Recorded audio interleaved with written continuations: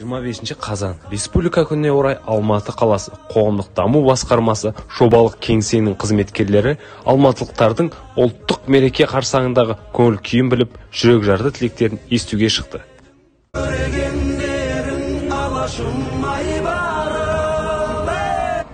25 қазан Республика күні еліміздегі айрықша орны бар мейрам.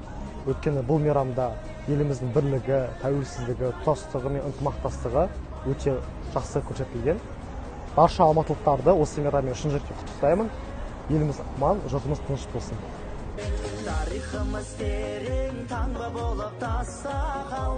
Қазақстандықтарға сәлем айтамын. Алда келе жатқан 25 қазан тәуелсіздік күніміз құтты болсын. Тәуелсіздігіміздің тұғыры биік болсын, баянды болсын. Еліміз аман, жұртымыз тыныш болсын. Қазақстан Республикасының Республика күні 25 қазанда 1990 жылы алғаш рет қабылданған болатын. Республика күнін қазіргі таңда маңыздылығы ол жас ұрпаққа, келе жатқан алдыңғы буынға біздің ұлтымыздың тарихы туралы, біздің мәдениетіміз бен тілімізді таныстыру мақсатында қолданылады.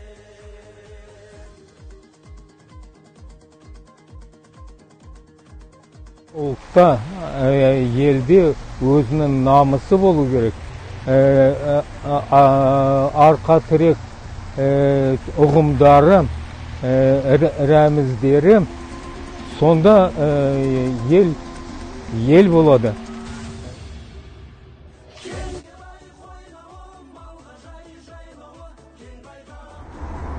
Барша алматылықтарды Республика күнімен шын жүректен құттықтаймыз. Тәуелсіздігіміз тұғырлы, егемендігіміз мәңгі болсын.